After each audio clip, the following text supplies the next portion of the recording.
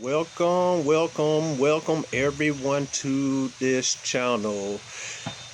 And of course, we're going to be talking about different subjects, just pretty much talking about different subjects that you don't hear about or may have been maybe hidden or distorted in some type of way. The subject I'll be talking about is titled Glorifying Evil Men and Demonizing the Hero. Interesting topic. All through history, you probably wonder why I say that title. But yeah, all through history, you got people, where the roles are switched. The evil is justified and the good is condemned. You see this a lot in men. And two people I'm gonna speak of, for example, before I start this talk. One is, of course, I'm pretty sure we all heard of, including myself, Christopher Columbus. And the other guy, which many of you probably have heard of, or maybe not, this gentleman is named John Brown.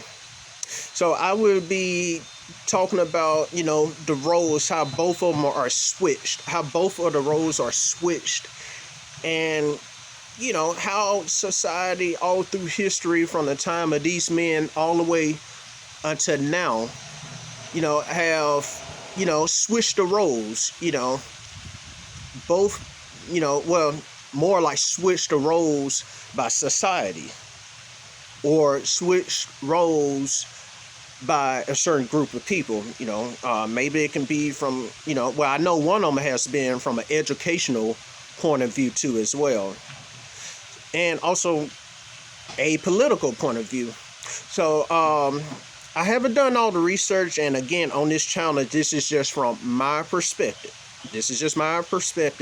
So again, if there's anything that I said wrong, or maybe there's something that need to be added to it, please let me know, y'all. I mean, I'm not perfect. Again, this is just my point of view. All right, well, without further ado, let's get started here. Glorifying evil men and demonizing the hero. First, John Brown. John Brown was a gentleman born in the 1800s. He was born in the 1800s in America. I forgot exactly where it was, but I have to do some more research, and I'll talk about that on later videos. Born in the 1800s, to parents who, were pretty much, these was parents who completely hated slavery in America. So, of course, those who don't know about American history during the 1800s, slavery has always been an issue. Some people think that slavery was an issue around the Civil War era. That's part of it, but slavery has always been an issue since the beginning, in the founding of this country, actually before the founding of this country. So, John Brown, he grew up, somewhere up north. His parents completely hated slavery with the passion. His parents raised John Brown. John Brown, by the way, he's a white gentleman. His parents raised him to absolutely completely hate slavery with the passion. So, of course, fast forwarding, John Brown, becomes a man. So, there was this one time in his life, well, I guess you can kind of say he sort of got his calling, in a way, to the gentleman he became. He saw a buddy of his get beat very badly. I think he was killed, or he was either killed or he was just beat so badly that John Brown just pretty much got so upset that his calling was right there. He found this calling, and John Brown, he got very upset Well, pretty much, in other words, he was like, okay, now I definitely know I had enough. I'm finna be a radical. I'm finna try to end slavery for good. So, fast forwarding, it's interesting about this guy. Well, first of all, at the time, keep in mind, like I said in other videos, that people like John Brown was considered scum of the earth. He was considered scum of the earth because of his views and beliefs. And of course, all of us, including myself, will be considered scum of the earth. Some people would even say that your truth, is a lie. In other words, people would demonize you. They would demonize your beliefs. Oh, you're evil. And they will heroize the things that, pretty much are popular or people consider the norm of society, just like slavery was the norm of society at that time. So, all through his life, I believe John Brown, I believe John Brown, around probably like 10 years before his death, he just went on like different expeditions, like, he went around different states, different places, different states. He was also helping slaves too as well. Yes, I know. But yeah, he was helping slaves all around, the territories where, of course, America wasn't complete. Yeah, also had a lot of territories too as well. So John Brown, he completely hated slavery with the passion. Completely hated it. And yes, there were some things that John Brown did was a little bit reckless, but again, he was so diehard in his belief to get rid of slavery for good. He completely hated slavery. He spoke to some people up north. Of course, up north was considered free states. Slavery didn't exist. Slavery was a crime up there in the north. So let me also add this too as well. Also in the north, yes, even though,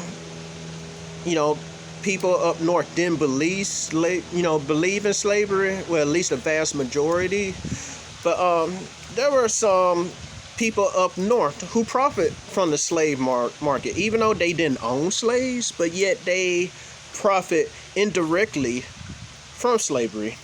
Now, what do you mean by this?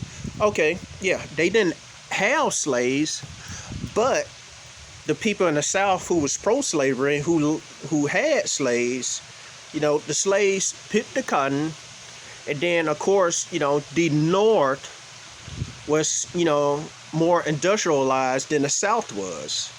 So, as the slaves picked the cotton for their masters and for your wealthy business owners in the South, shipped the cotton up north, to the factories, because again, it was an industrialized region compared to the South at the time. And, people profit from that. You even had people up north own slaves. Yes, they did own slaves. Yes, they did. Despite what anybody may tell you, despite what historians may tell you, despite what your teachers may have taught you when you was little, despite what you may even have received right now, yes, there was people up north, living up north, who owned slaves and also profit from slavery. Okay, now the South. Of course, we know the South was big in slavery. Slavery was big in the South. Cotton picking slaves. But again, well, let me add this too as well. Now, not all people in the South believed in slavery or owned slaves, or even thought that slavery was right. So just because this this white man is living in the South, it doesn't automatically assumes that, hey, okay, well, he believes in slavery. No. And just because you had a white person living up north, that he completely is against slavery, that right there is also false too as well. You know, you see how those roles can be easily believed. The North, okay, the North is against slavery. Oh, the South completely loves slavery.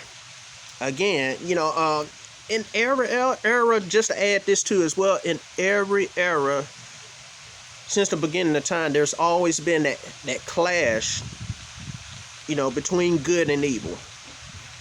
It always been that this side is demonized, this side is heroized. It's always been that the two. The number two is so important. One is also important. One means absolute. Two means division or the clashing of two powers. So the clashing of two powers, even from the beginning of time, has always, been so true. The power of two. You got the truth and you got the lie. You're always going to have that. That's the power of the two. They're always constantly fighting since the beginning of time. Always been fighting since the beginning of time. So yeah, John Brown was demonized at the time because he was considered reckless. And later on I'm also going to talk explain about the Civil War, which this is connecting John Brown to this as well, and this is going to be a little shocker too as well. So yeah, there was this one time John Brown, he had this amazing plan. He had this very amazing plan that he was going to break into like this fort that was in the South, which of course was pro-slavery. Break into this fort, him and his sons, and I think one or two of his other buddies too as well. The plan was break into this armory that had, I think it was like the largest supply of like rifles, cannons, and anything dealing with weaponry in the South. John Brown's plan was to break into this armory. Him and his buddies, I'm not sure if it was during the day or during night. Break into this armory and free the slaves there and supply them with guns and rifles so they can overtake that fort. So okay, the day came when they was going to put their plan into effect. Okay, they broke into the armory. Okay, yeah. John Brown and his buddies, they had plenty of rifles, plenty of guns that they was going to arm the slaves with so they can revolt and kill the masters. But sadly, that plan did not happen, because sadly, let me tie this into as well, that sometimes a person can be a slave for so long that they get used to that lifestyle, that even when freedom just knocks on their door, they don't hear the knock, or they completely just refuse to open their door and let freedom in. They could have took that whole armory, and that possibly could have been the end of slavery for good. Because, again, there was a whole bunch of talks about, from the North, how they want to end slavery. And those talks was not getting anywhere. Let's just be honest. Peaceful talks, when you got somebody who believes in something so strongly, like a person who believes that slavery is just completely right. It's just completely right. They don't want to change whatsoever, no matter what you tell them. No matter how evil, it is, they gonna constantly believe it. One, has been traditionalized, and just two, it's just been cemented in their minds that they're gonna believe this anyway. So yeah, back to that point, that the slaves there, they refused to revolt. And John Brown, his sons, and everyone who tried to free the slaves and take over the armory, they were caught, they was arrested. I think 2 of his sons was killed. John Brown was put on trial and executed by hanging. A quote that was so powerful, what John Brown said was, "I am now convinced that the crimes of this guilty land would not be purged but by blood." That was his last words before he was hanged to death. Now, tying that to the Civil War and John Brown. The Civil War happened. The Civil War was going to happen anyway. When John Brown, before he took on this daring act, he went to the North, asking and pleading for help. Hey y'all, we need weapons. Hey, we need men. Hey y'all, help support my cause. Let's try to end slavery once and for all. And there was a couple of famous figures. A lot of us, I'm pretty sure heard. Like Frederick Douglass. And Lloyd Garrison. He was a famous abolitionist. Frederick Douglass turned him down. And many other famous, abolitionists, they turned him down. No, man, nah, that's all right. We ain't gonna get involved in that. And the tripped out part about it, the Civil War happened anyway. Because, like I said earlier, sometimes talks and talking to the enemy, getting them to change a certain view, it simply just don't work. So, like a year or a couple months to a year later, I'm not sure, guess what happened? The Civil War happened anyway. So guess what John Brown was trying to do? He was trying to end slavery for good, but when you hear about the Civil War, we think, okay, well, the Civil War ended slavery, or that was it ended slavery. Yes, it did, but look at all the efforts, it took. Well, this man, John Brown, he was trying to end slavery for good anyway. He was trying to end it for good anyway, and by those men turning him down, after John Brown was executed, I'm pretty sure a lot of these men was like, oh my goodness, the Civil War happened. John Brown, he was fighting the Civil War, even though it was an army of few, he was fighting the Civil War way before the Civil War even started. And people consider him scum of the earth. Even people up north.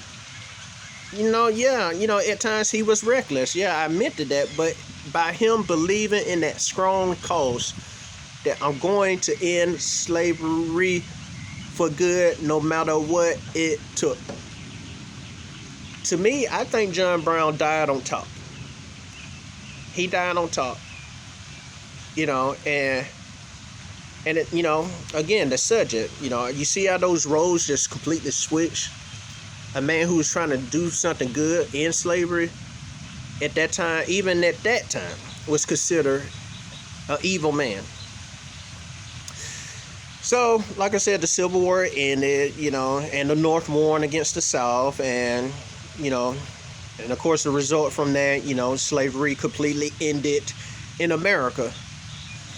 So, that's the end of that right there, as far as the talks on John Brown. So, I mean, if you haven't heard of John Brown, please look up John Brown.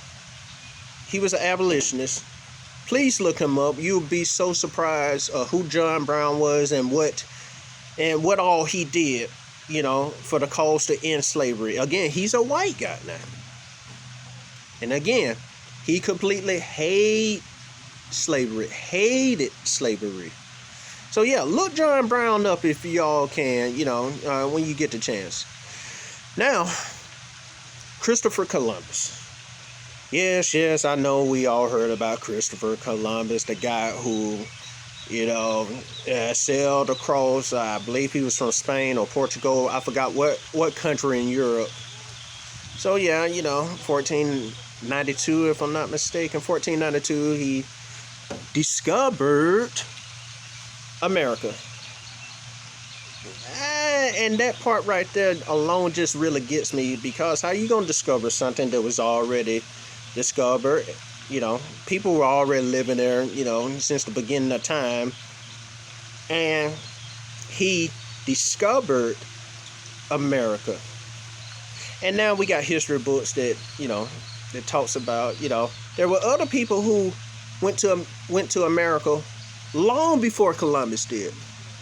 So, this thing with Columbus discovering America, and this is just my opinion. I just think that, these are people who, well, let me say this. I think when Columbus said he discovered America, he was just leaving his mark.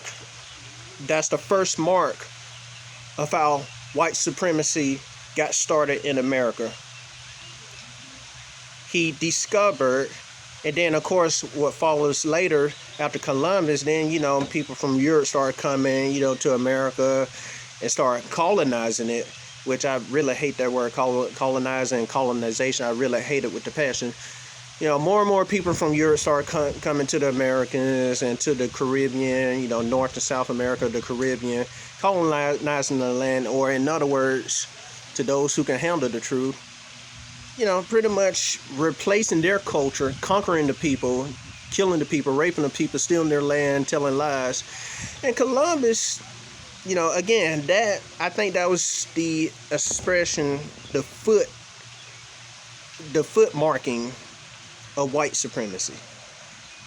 Columbus was not a good guy, y'all. I'm just going to say that. Columbus was not a good guy. And I still don't understand, even now, why do people nowadays glorify and heroize this man when he was a liar, he was a thief, he was a murderer, he was a racist, a rapist, and a hypocrite. You doing all this evil, but yet it is so sad and pathetic. Even now, most people still believe this guy to be some type of hero. First of all, I want to ask, what did Columbus ever do for you? What did Columbus ever do for any of us? Well, Columbus did for black people, Latino people, Chinese people, or any other race of people. No, it was the benefiting of white supremacy. Yes, it was.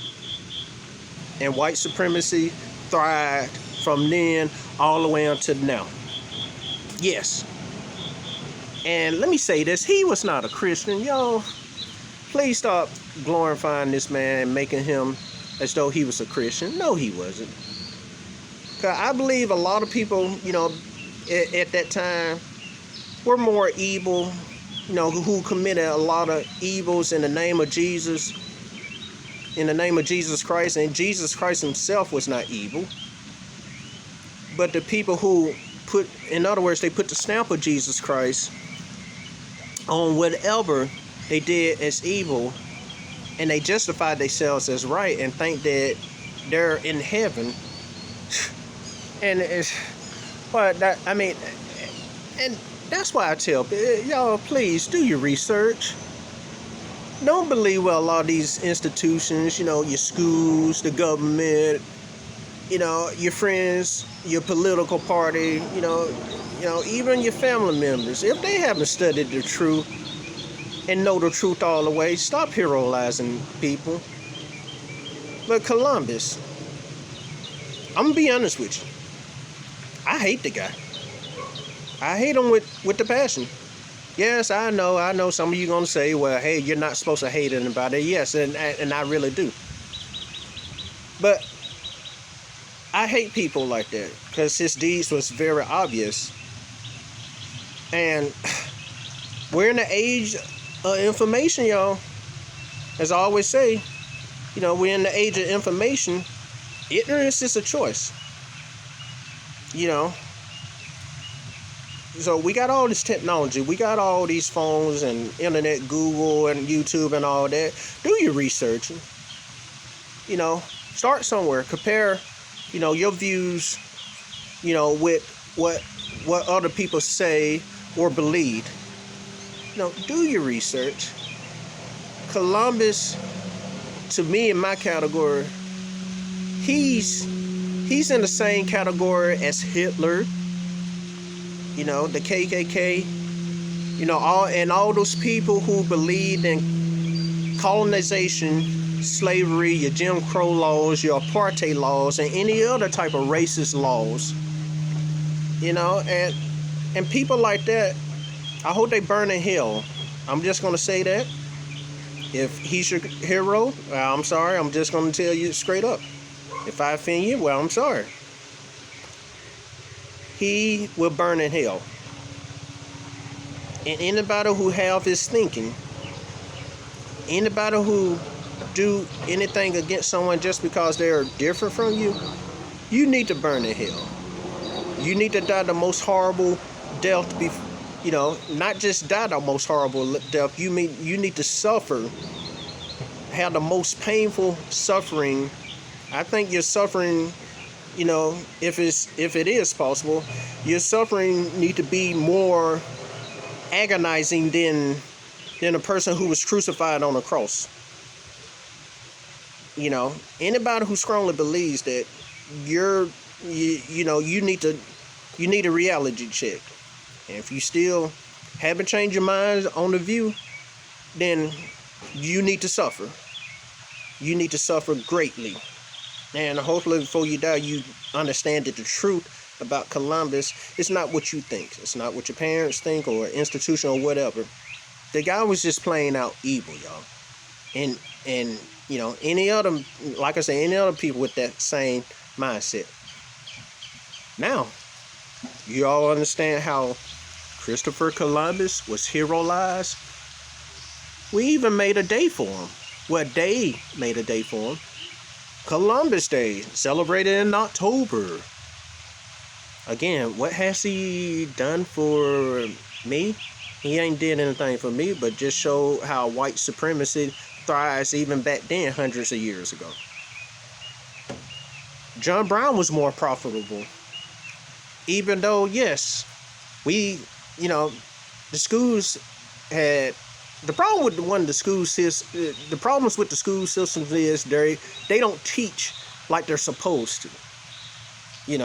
Oh, we can't teach that because it might offend somebody, so we better not teach that. Ooh. The school system is the school system to me is more of the PG-13 type school system. The school system should be rated R. The ugly, nasty truth. Yes, you don't want to hear it. Yes, it's very graphic, but at least it's the truth. Not this PG-13 crap that we've been taught in schools and still being taught, making this guy seem like he's some god and like he's some gift to earth, which he scummed the earth. He ain't nothing but a demon from hell who will be burned in hell for all eternity, if you ask me. So, do your research. Choose your heroes carefully. Watch out for the villain. The villain is always there. Don't ever get, hoodwinked or tricked or deceived in believing that this, anyone who's done evil would be heroized and anybody who done good would be demonized. Use the research. Use the providence that's in you. Use your mind, question, and challenge everything. If it stands firm, good. Stay with it. Stick to it. If it doesn't, take it away. Stop believing it. Stop believing it, y'all. Because, the world is already messed up. Especially here in America. Seeing like the stronger, a country is, the more corrupt it is. So, do your research, study, question, challenge everything, y'all. Please. if you truly are thinkers, if you truly care about humanity, this is what you would do. You would do those things. Question it. Don't accept anything less. I don't care how popular or famous a person who you uphold may say they are. I don't care how much you look up to them. If you know that their belief is not right in any type of way, question it. There's nothing wrong with questioning anything. You're questioning because you want to know the full truth about something. You don't want to just be a gullible idiot and just believe something just because it's popular. So that's it for my talk, everybody. Y'all stay strong, my revolutionary brothers and sisters, my revolutionary and radical thinkers. Y'all be strong. Always stay strong. Always question. Always challenge. Always be ready to fight. No matter what. Take care, y'all, and I will see y'all again in the future.